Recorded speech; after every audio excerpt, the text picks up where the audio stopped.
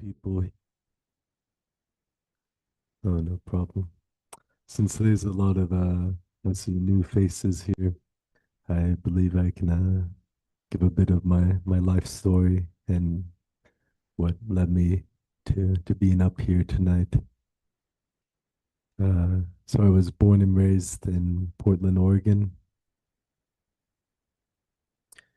and I grew up in I would say, classic American family. We didn't have much materialism. We didn't have much spirituality, and we were more of a kind of materialistic in our living. My parents were really into camping and going out on the boat. And up until my junior year of high school, I was wanting to become a lawyer and a politician. And then the summer before senior year, I got into partying and doing various substances. And it just opened me up that there was this whole other dimension to life. So I started reading philosophy. And yeah, towards the end of that summer, I was just staring at my computer, super bored, staring at Google. And then a memory just spontaneously arose of a few years before. We had watched a PBS documentary about Buddhism. And all I could remember from that documentary was there was this prince who never saw aging, sickness, or death until he left the palace. And I kind of thought to myself, like, oh, that's a cool story. So then I typed in Buddhism into Google and clicked on the Wikipedia page. And at the top of it was the Four Noble Truths. And when I read desire is the cause of suffering, it just like instantly clicked. It like really like struck me to my core. And I was like, how have I never heard that before? So then I got really excited. So then I clicked on another web page, uh, and at the top of that was a picture of a monk meditating on a mountain. And I was like, oh, that's what I want to do. So then I went out of my room and I said, Mom, I'm becoming a monk. And she was like, oh, don't say things like that. And then, yeah, I stuck to that. Uh, Decided not to go to college, went into my senior year with that intention. And I connected with the Portland Friends of the Dhamma community. And from them, I got the idea to go on pilgrimage in India before ordaining. So I got a job at Jamba Juice, saved up $6,000, finished high school in June. And then the following January, I got on my first plane ride ever. I had never left the west coast of America, and I had never been on a plane before. And I flew by myself to India and did a bunch of Vipassana Goenka retreats and also a 35-day Mahasi style retreat in Lumbini, the birthplace of the Buddha. And then I flew straight from India to Thailand and ordained at Wapananachan, which is like a kind of like the center of an international monastic community. And spent 4 years in Thailand, 2 years in Australia and New Zealand. And then after that, I moved on to a more heart centered monastic community and met my spiritual teacher in this life and received very close guidance from them for 4 years. And then in September, they gave their encouragements and blessings for me to kind of fly out of the nest and kind of begin my independent flow. And I've developed a community called Heart Path, and have co-founded a retreat center in Mexico in the last 5 months. So that's a bit of my life story and introduction to myself. And this evening we'll be going into, yeah, heart of remorse. Uh, so we'll be kind of, yeah, tuning in to the heart sensitivity, tuning in to what the Buddha called the conscience. Mm. And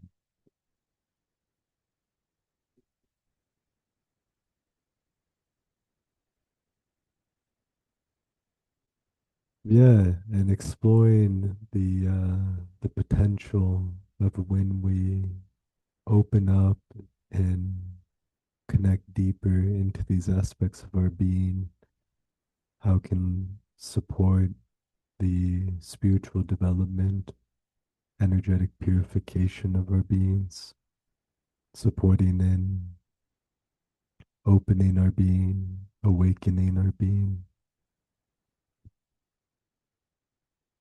And before we get into that, uh, we can do a guided meditation. And we'll be doing a whole body breath meditation. So we'll start out with a few things.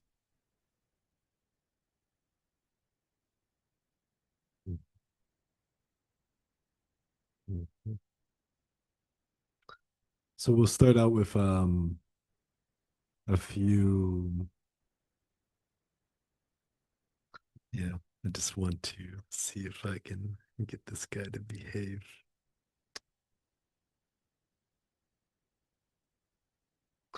So we'll start out. Hmm, maybe. Uh-huh. Okay. There's a little bit of a buzzing sound in the speaker. And so, yeah, we'll start out with a whole body breath meditation. And we'll start out with taking 3 deep in breaths, 3 deep out breaths. We'll do a few minutes of intentional breathing. Um, and that's breathing in through the nose, breathing out through the mouth. Then we'll go into like a natural free flowing breath. And then we'll do kind of like a body scan where we feel different parts of the body and feel the breath in each part of the body. And yeah, kind of flow on from there. So we can all shut our eyes. Hmm. And yeah, let's start out with 3 deep in breaths, 3 deep out breaths. Deep in breath and deep out breath. Deep in breath and deep out breath. Deep in breath and deep out breath. Now we'll do 5 seconds through the nose, 5 seconds through the mouth. In, 2, 3, 4, 5.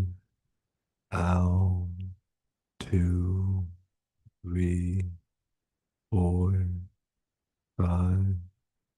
In, 2, 3, 4, 5.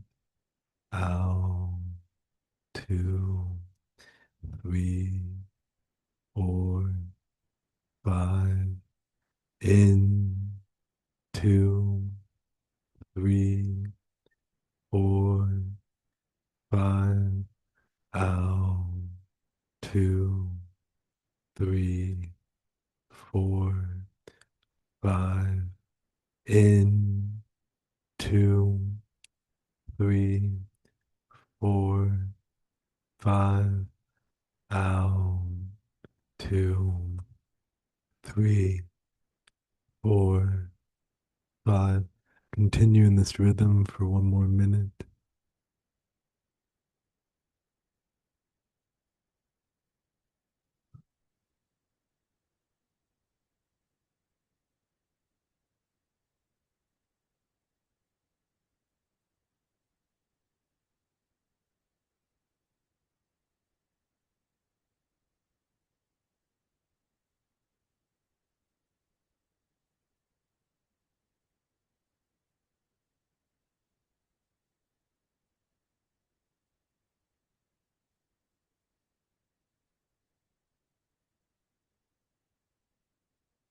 Now allow the breath to be natural and free flowing,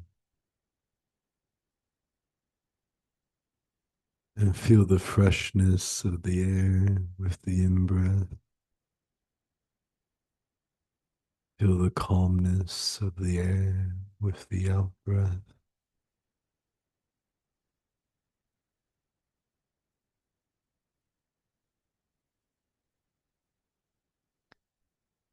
Feel the jaw, and just like butter in the warm sun, allow the jaw to soften down, melt down, completely loosen up.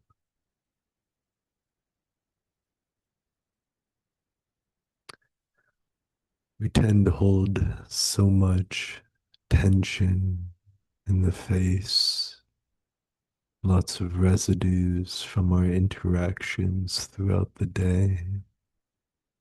So as we feel the jaw, just let it soften, loosen, and just hang down, down, down.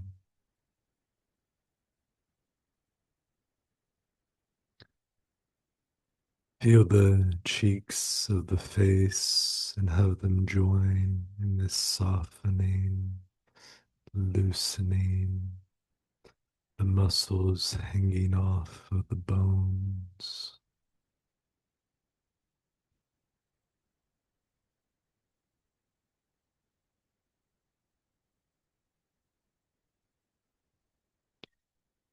Now feel the forehead and the temples and have them join in this softening, loosening, and just hanging down, down, down.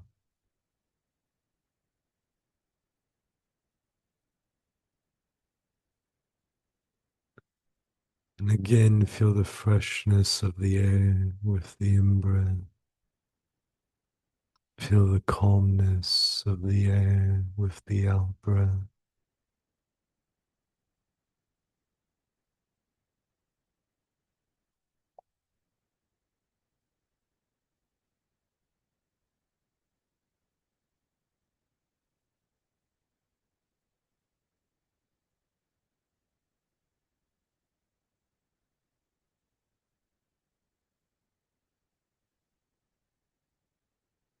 Now feel the front of the chest and yeah, feel the expansion of the in-breath. Feel the contraction of the out-breath in the front of the chest.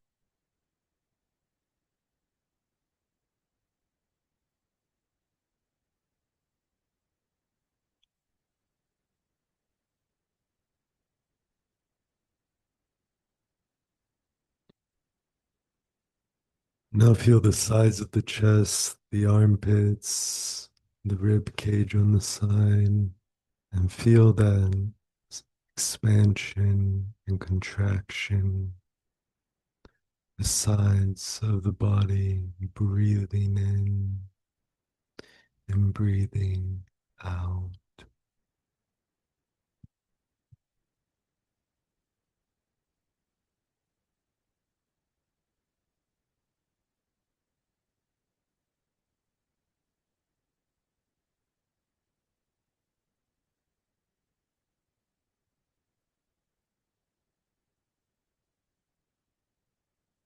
Now feel the upper back,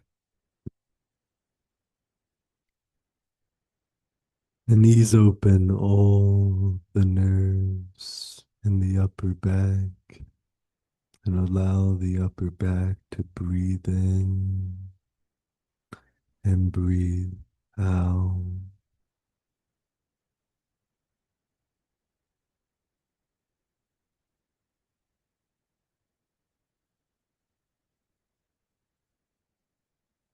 The in breath and the out breath can be felt in every part of the nervous system. So as we feel the upper back, see if you can feel any subtle movements associated with the in breath, subtle movements associated with the out breath.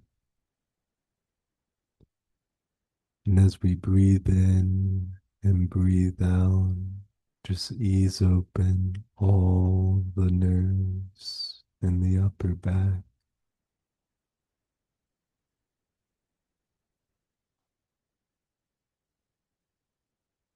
Now feel the abdomen and feel the rising with the in breath and falling with the out breath.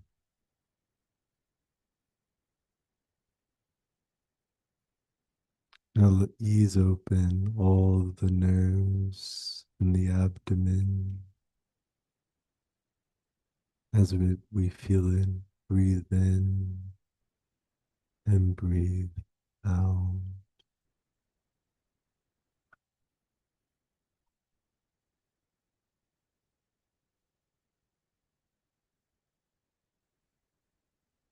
Feel the sides of the abdomen and let it ease and breathe.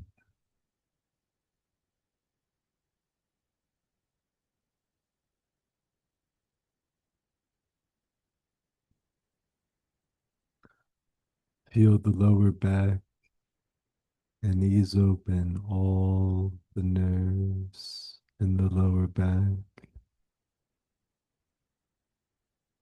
And feel the lower back breathing in and breathing out.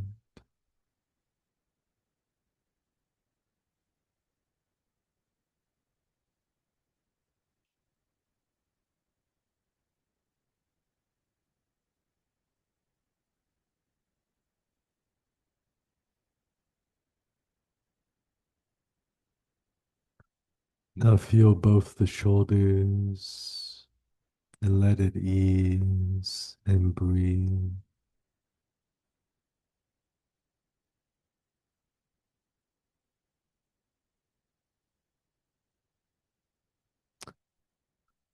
Feel both the biceps and triceps of the upper arm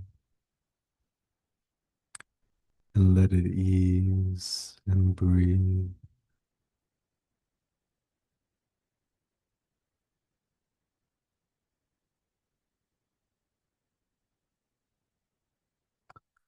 Feel both the elbows ease and breathe.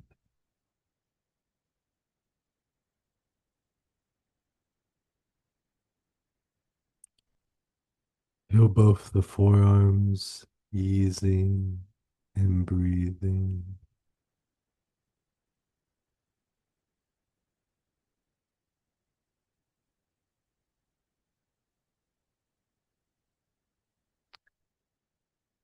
Feel both the wrist and let them ease and breathe in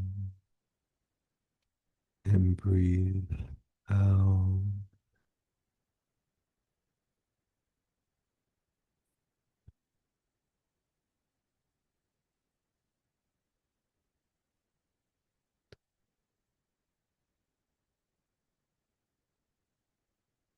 Feel both the hands and ease open all the nerves in both the hands. And feel the hands breathing in and breathing out.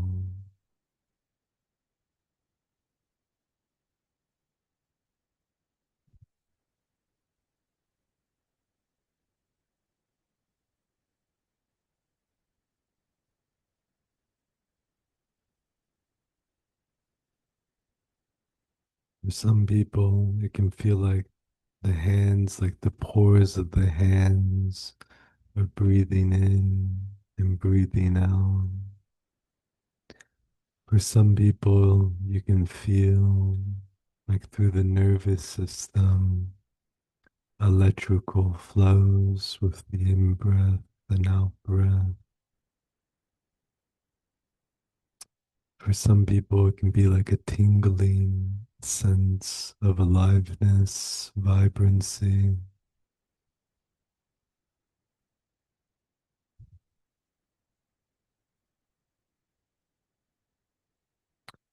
And if one cannot feel the breath in an area, then just sense it with gentleness and softness.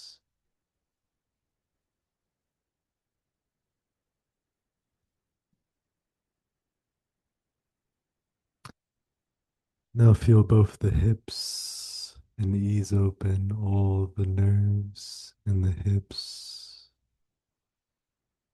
And feel the hips breathing in and breathing out.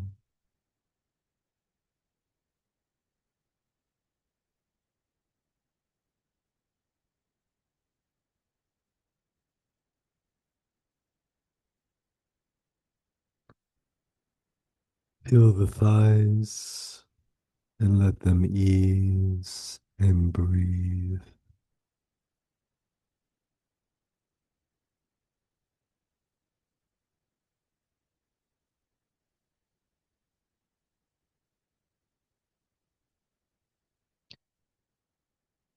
Feel the knees easing and breathing.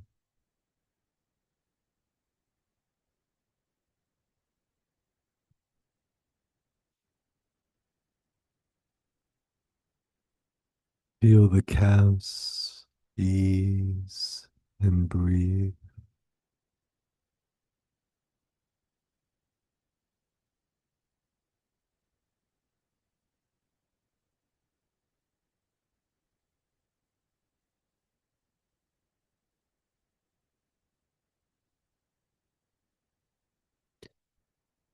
Feel the ankles easing and breathing.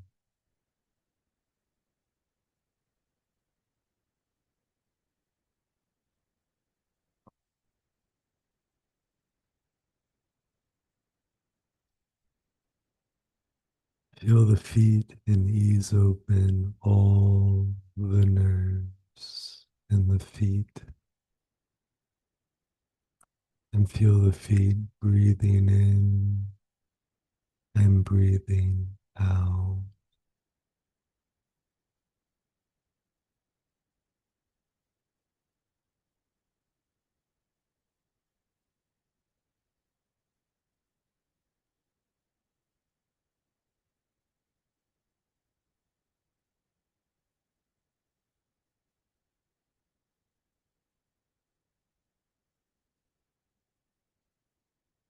Now feel the back of the neck and ease open all the nerves in the back of the neck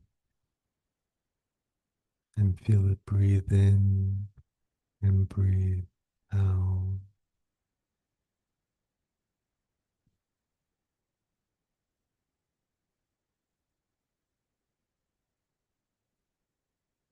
Feel the front of the neck and let it ease and breathe.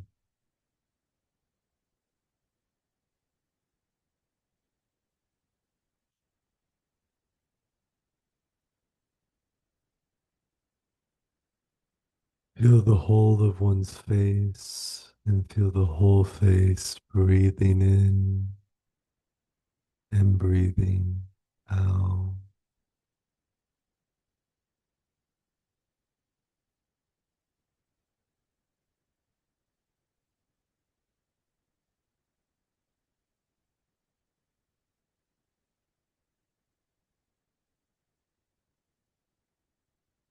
Feel the sides of the head easing and breathing.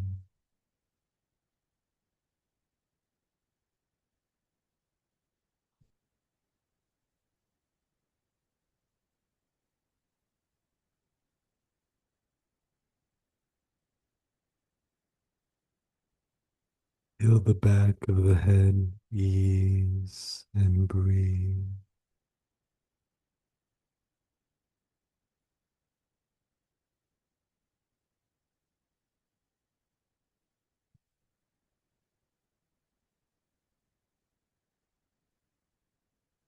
Feel the top of the head and ease open all the nerves in the top of the head. And feel the top of the head breathing in and breathing out.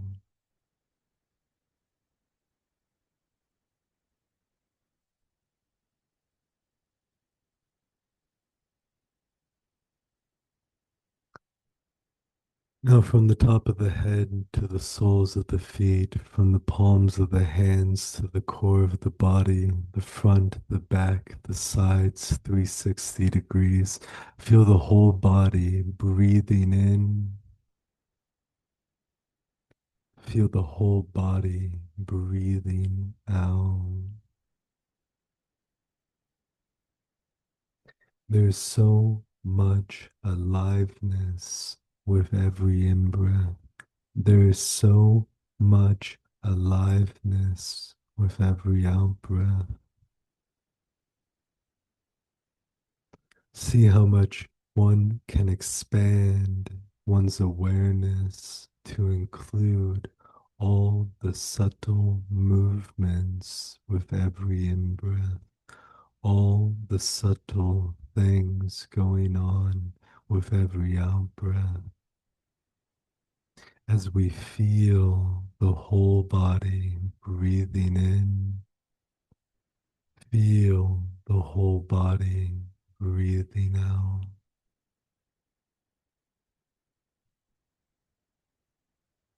Developing this whole body breath awareness, we can develop our sensitivity, increase our sensitivity.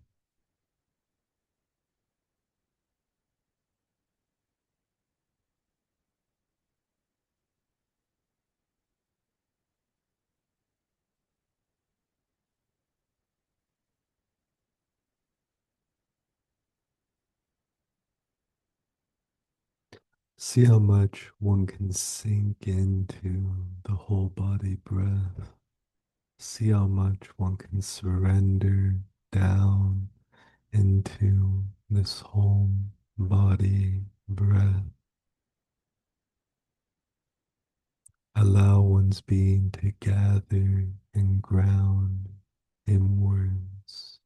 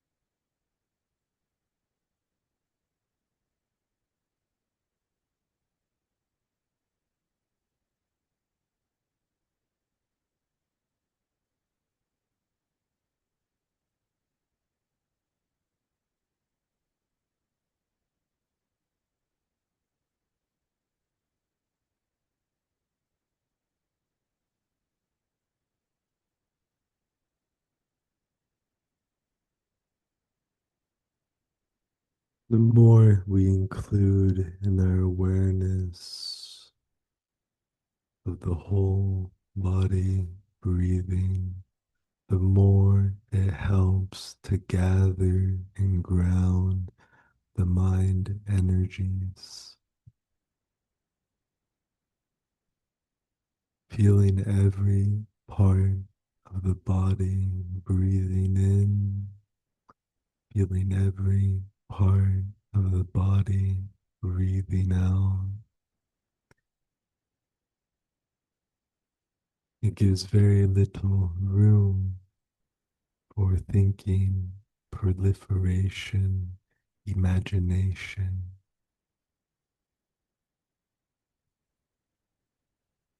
mind, the incessant imagination that tends to drain our energetic being, we can redirect those energies towards this inclusive, expansive, whole body breath awareness, bit by bit.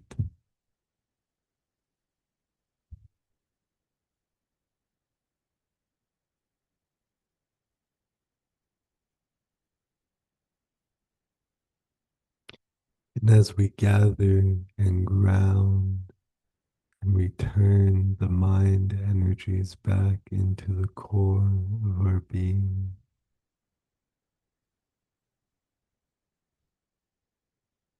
the potential of our being is a state of vibrancy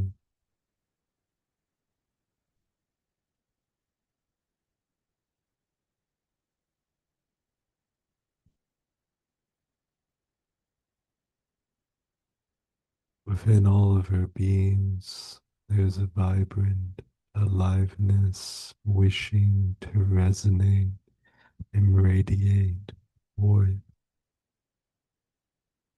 So, this whole body breath awareness cultivation helps to gather, ground our energies,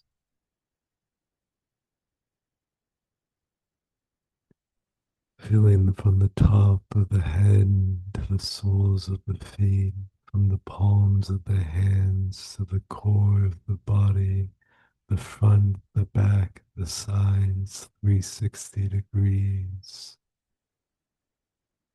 the whole body breathing in, the whole body breathing out.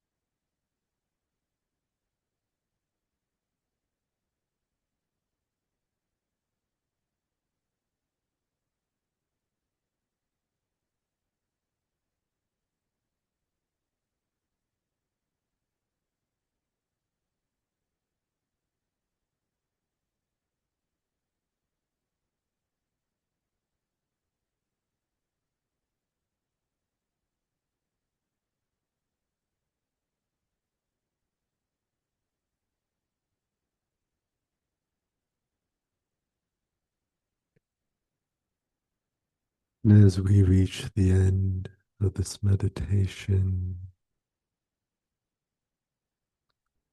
as we open our eyes, stay connected to this whole body breath, or rather, stay connected to the breath in the heart center area. I call this like the breath core. It's not necessarily the lungs, but there's kind of this core feeling of breath near our heart center area.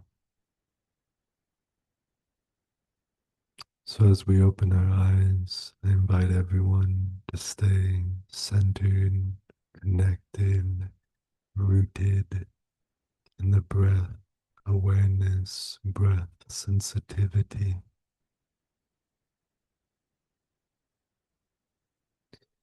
because it is possible, not impossible,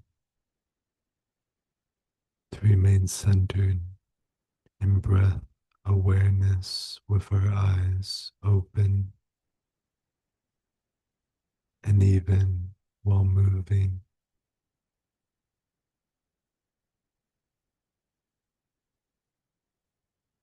be a breathing, living, sensing thing rather than a thinking, fabricating, imagining, stressing, concerning thing.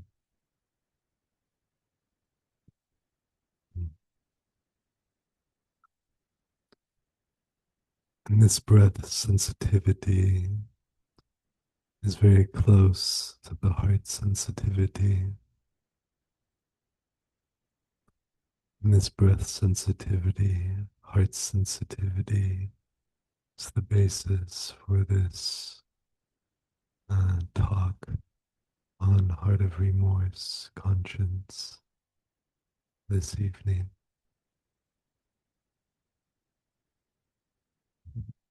We'll take a break, a bathroom break.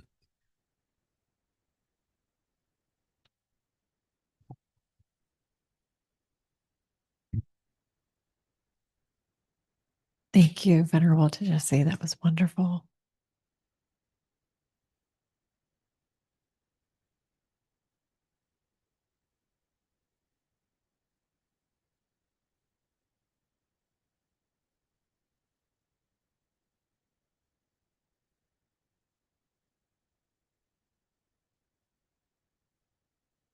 Yeah, let us all invite all of us to, yeah, just feel into the heart area, to connect down into the heart center.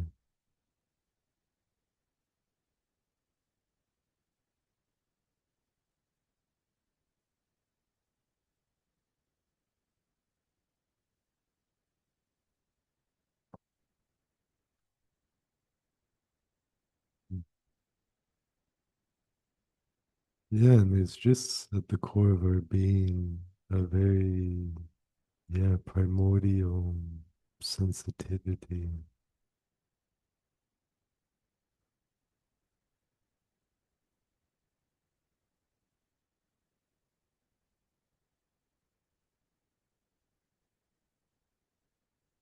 Mm.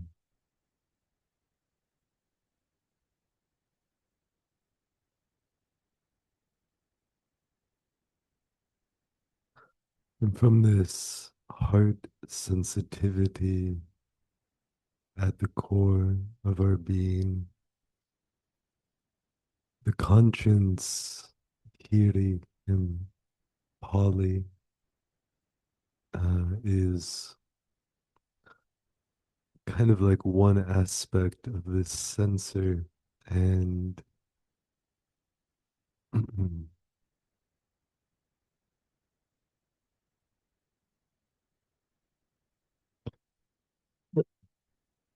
and essentially, at the core of all of our hearts, there's actually like a harmlessness. At the core of all of our hearts is this inclination towards harmlessness and also wish for freedom from all suffering.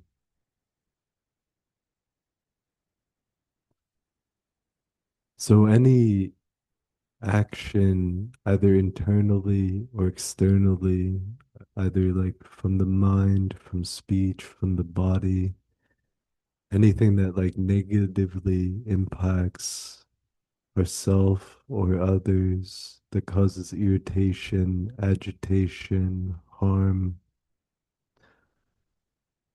When we really connect deep into the heart sensitivity, connect deep into the conscience,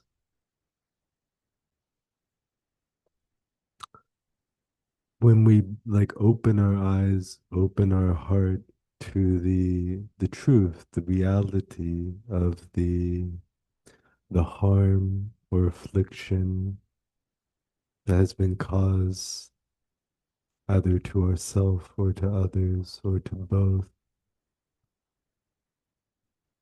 When we develop a clearer seeing, deeper sensing of that,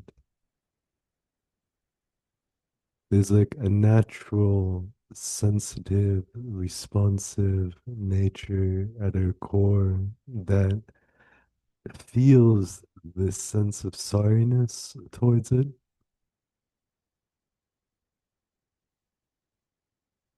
And it's very different from the mind made regret that can tend to nag at us. For instance, for mistakes or losses in our life, bad choices, the mind's tendency to regret and nag, like a kind of like force that comes down upon our being, and kind of this persistent nagging nature of regret is actually an opposing quality to the genuine, authentic, heartfelt remorse. Because heartfelt remorse, when it's connected with the heart sensitivity connected to our core, is actually a liberating quality. It's like connecting to a spring within our being. And it has this sense of actually like freeing and cleansing when we tap into it. Because when we allow ourselves and open our being up to this dimension to feel sorriness for harm caused to ourselves or harm caused to others, subtle or coarse, because even laziness, indulgence in laziness, overconsumption of internet, these things are actually harmful to our being. And when we take the opportunity to sensitize to what like that cause to our being. So for instance, let's say with overindulgence, there's a certain like sluggishness that's left over on our being from that. And when we take the opportunity to connect with our heart sensitivity and connect with like the truth of the negative impact that that's left on our being, we can connect into this like sense of sincerity at our core, this sense of purity at our core. And when we tap into that and we feel like a sense of like sorriness towards that kind of negative karma, negative kind of repercussion, it actually like starts to help to separate from that habitual conditioning and connect us deeper into our core, connect us deeper to a source of goodness, purity, and sincerity. It's kind of like when we allow like weeds to grow in a garden, these like negative habits, when we allow them to kind of just do their thing and kind of ignore them, they tend to kind of grow on the sides.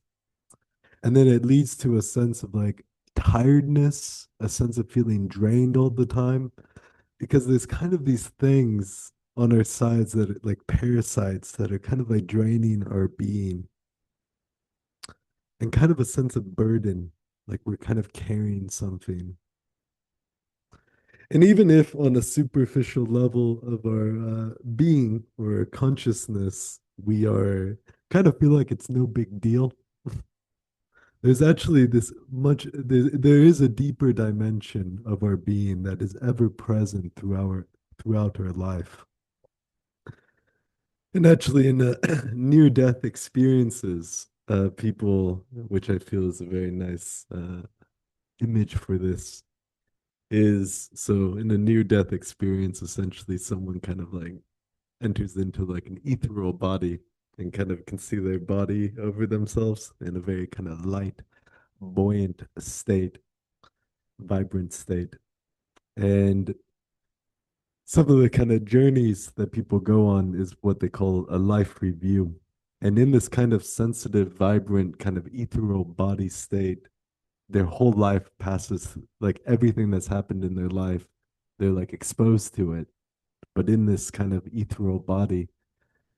And they feel literally every single thing that they've did in their entire life. They feel how that impacted them. They can feel exactly how it impacted others. It's just like a complete full awareness of how like every single thing matters. Every single thing has significance. Every single thing can be felt of like the reverberations and the charges that are left over of every single thing that we do, say, think. So actually, that potentiality of sensitivity is actually possible to be developed. And it's totally non-logical. It's like there is a wisdom at our core of our being. And when we tap into this sensitive wisdom, it can show and reveal things to us that is absolutely remarkable. And it's not like kind of when we connect to heart of remorse, sorriness, on unwholesomeness, because that's kind of like the bitter, potent medicine to develop the heart sensitivity. Because in our modern age, we're kind of into like tasteless medicine, we're kind of into sweet medicine. But back in the ancient days, it was like the bitter herbs and roots that they knew was like good for healing. And a lot of us tend to run away from the bitter, bitter things. So this heart of remorse is kind of the bitter, potent uh, material for the development of heart sensitivity, heart purity, vibrancy of being. And I even forgot where I was going there, but something like that.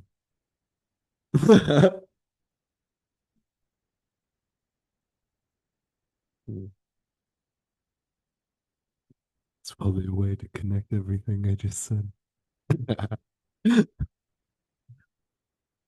Oh, yeah. So, yeah. So connecting to like unwholesomeness or harm is like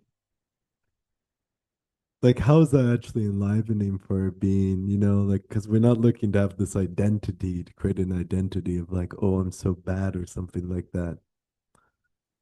But rather it's kind of like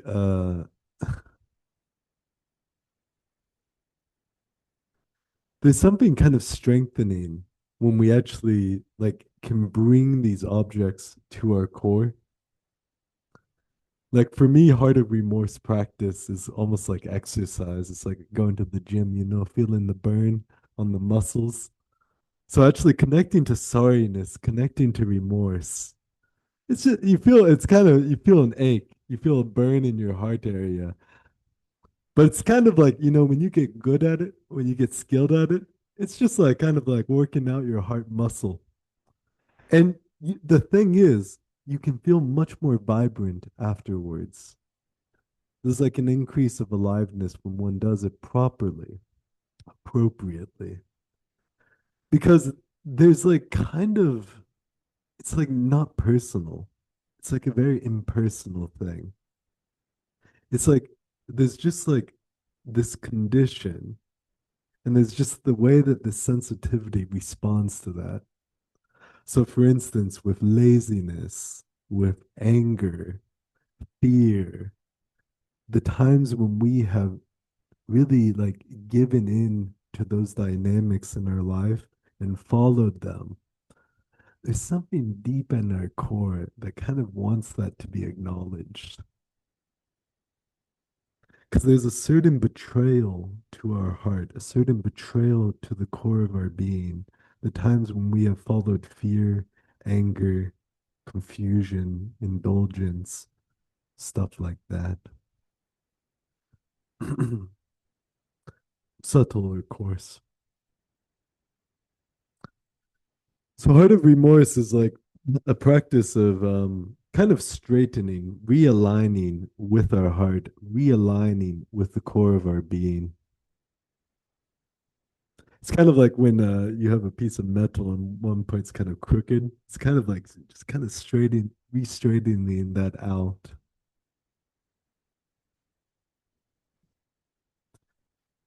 And there was a time, literally for 2 years straight, every single day that I was practicing this 5 to 6 hours a day.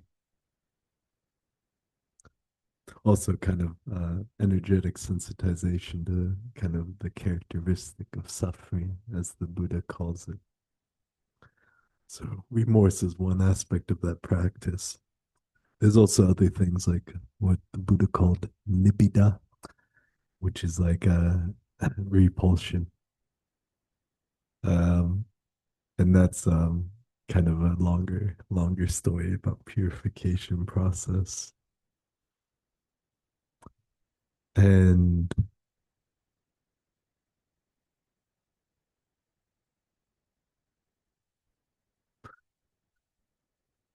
mm, and yeah, so when connecting, or if one kind of opens up to this, opens up for the heart to give it space and air to kind of feel sorriness, to feel remorse. It's really an experience of like giving space and air to the heart.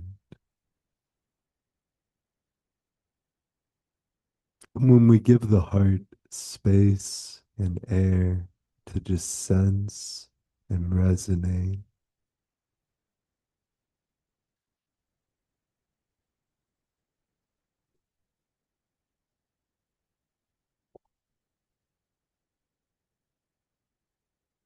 it's just something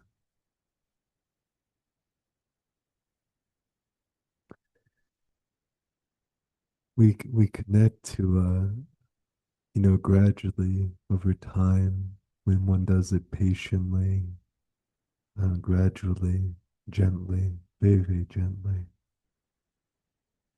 We congratulate this place that can feel sorry, this place that can feel remorse, this very sensitive, responsive place at the core of our being, in our heart.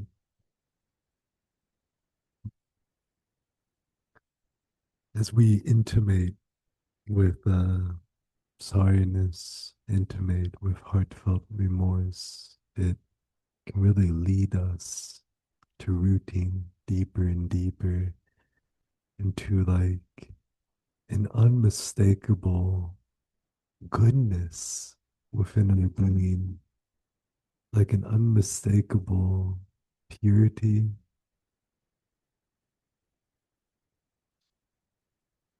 because that place that can feel sorry so authentically, so sincerely,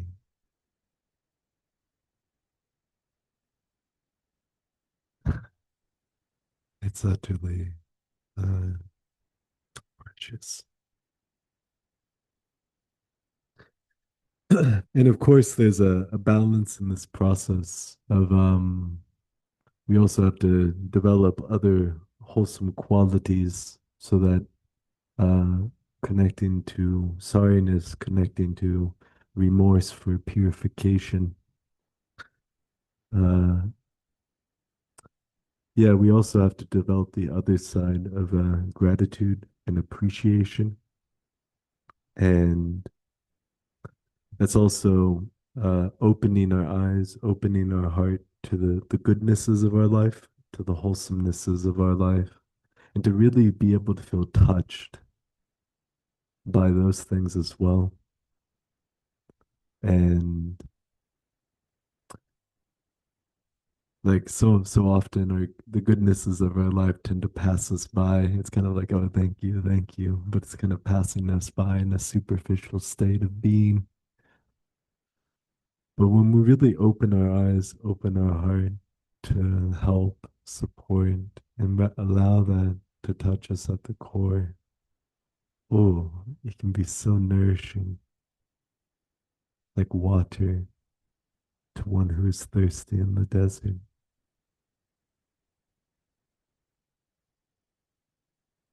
In both this heart of remorse, heart of gratitude, um, come forth and also strengthen, both come forth and also further strengthens, developing heartfelt humility with our being.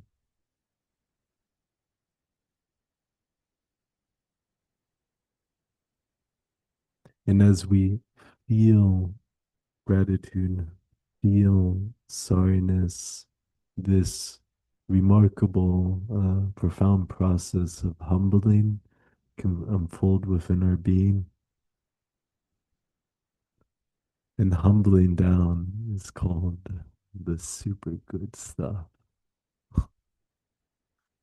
Because you know, this mind that's just incessantly imagining. You're just trying to sit and meditate, but this mind is just going, past, future, all this stuff, fabricating. When our being can feel and be touched again and again and again, and our being humbles down to this sensitive, responsive heart at our core, all this kind of mental activity, mental proliferation really starts to wither away. One can start to feel very clear and lucid and empty in the mind space, very vibrant, radiant in the heart space. And this humbling down is like a really precious thing that can unfold from the connecting to heartfelt remorse.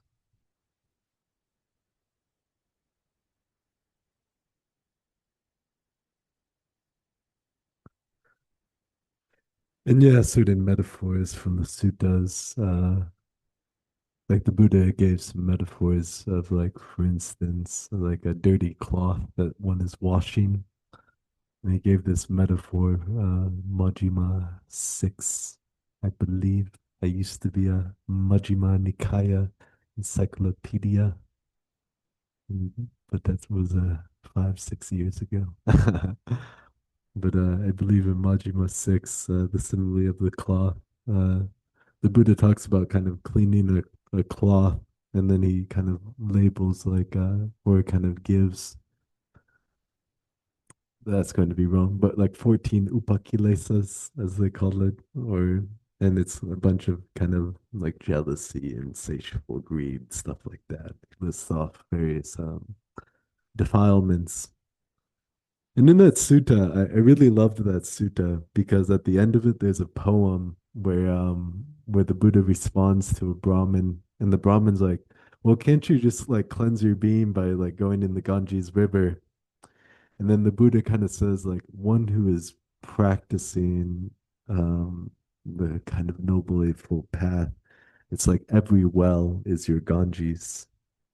Every well that you drink from is like a part of your purification, as one's developing like mindfulness and unification and kind of all these things. And so I always found that sutta very touching and meaningful. But then it's kind of funny in the sutta because it kind of lists all these upakilesas, defilements, and then this metaphor of the cloth. And then the Buddha just says, and what does the monk, the spiritual practitioner does? Well, he kind of is aware of it and he abandons it. That's how you clean the cloth.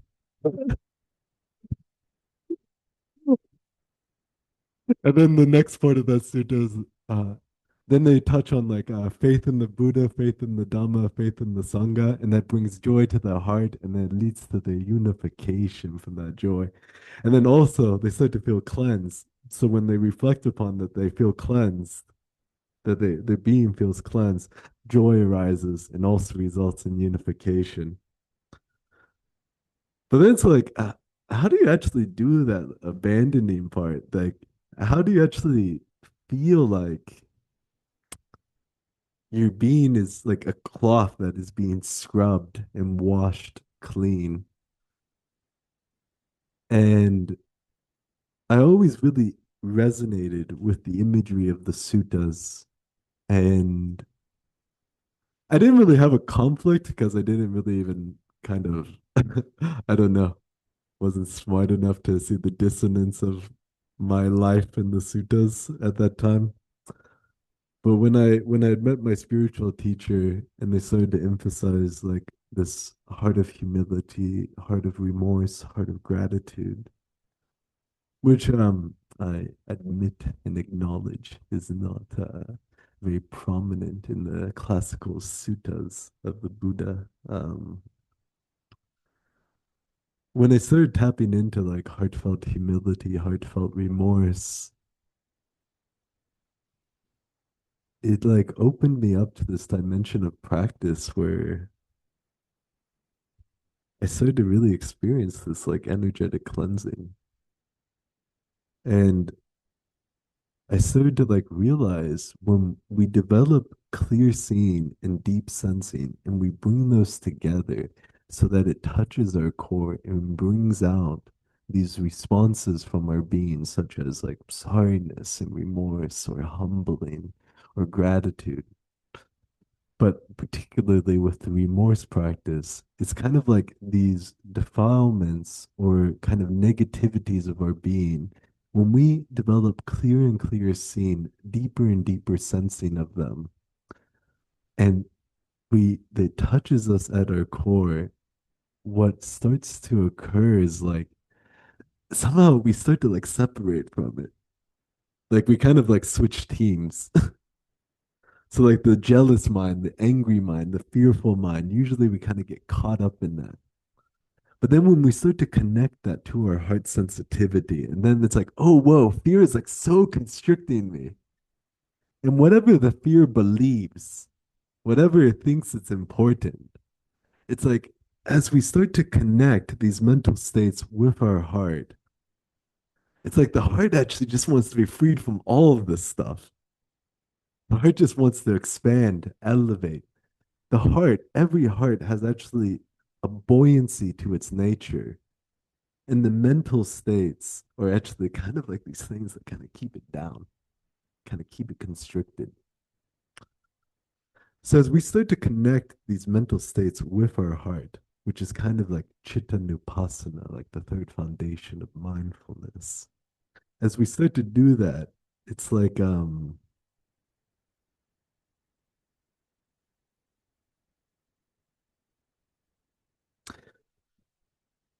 yeah, it's starts to feel one is we start to disidentify and like start to shift more towards our heart center and separate from negativities, unwholesomenesses, and yeah, when we get really honest about how like fear, anger, laziness, confusion, how that afflicts our being, and yeah, have a bit of a cathartic little release from that to feel touched by that. Um, yeah, somehow these things start to kind of start to get some more space around them. We start to be more in our heart, less in them. So there starts to be this kind of separation, similar to like water with dirt, where like the clear water starts rising and the dirt starts going to the bottom.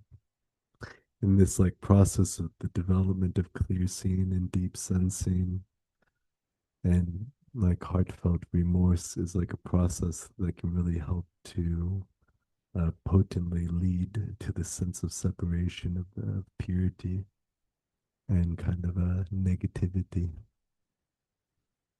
And then eventually it starts to fall away, but that's kind of a long journey.